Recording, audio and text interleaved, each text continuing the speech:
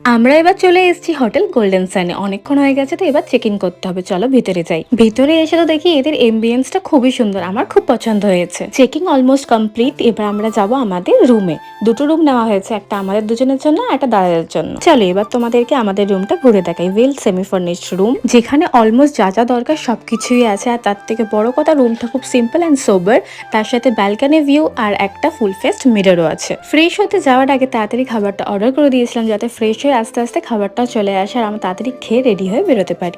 আমাদের খাওয়া দাওয়া ডান, কোনো টাইম না ওয়েস্ট করে আমরা রেডি হয়ে বেরিয়ে পড়েছি বিচে যাওয়ার জন্য। কত রকম ঠাট্টা ইয়ার্কি গল্প ফাজলামি করতে করতে আমরা পৌঁছে গেছি আমাদের বিচ সাইডে, যেটার জন্য আমরা এতদিন ধরে প্ল্যান করছিলাম। আমি তো প্রায় 15 থেকে 16 বছর পরে এই দীঘা এলাম, আর এসে দেখি এখানে সবকিছু অলমোস্ট চেঞ্জ হয়ে গেছে। আমরা স্টে করেছি নিউ দীঘাতে, বাট আমাদের ইচ্ছা আছে আমরা সব জায়গায় এবারে ঘুরে যাব।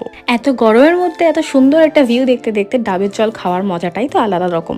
নিউ দীঘা বিচে কিছুটা টাইম স্পেন্ড করে আমরা এবার চলে এসেছি আবার গাড়িতে। এবার আমরা যাব ডাইরেক্ট মন্দারমণির দিকে। মন্দারমণি বিচের কাছে আসতে এই দোকানটা চোখে পড়লো, আর আমি দাদার কাছে আবদার করে ফেললাম যে আমাকে এই টুপিটা কিনে দিতেই হবে। এখানে প্রায় অনেকগুলোই দোকান, আর সব দোকানে কি সুন্দর সুন্দর কাঠের জিনিস বিক্রি হচ্ছিল। টুপি নিয়ে মজা করতে করতে আমরা চলে এসেছি বিচের সাইডে। বাট এবারে না আমাদের একটু ভুল হয়ে গেছে, আমরা ভুল টাইমেই দীঘাতে এসেছি। আমাবস্যা থাকার জন্য এবারে জোয়ার প্রচন্ড বেশি ছিল, যার জন্য এবারে বেশি কেউ নামতেও পারেনি। তাহলে চলো আজকে ভিডিওটা এই অবধি থাক, আর বাকিটা তোমাদের সাথে পরের পার্টে শেয়ার করছি। ততক্ষণের জন্য টাটা।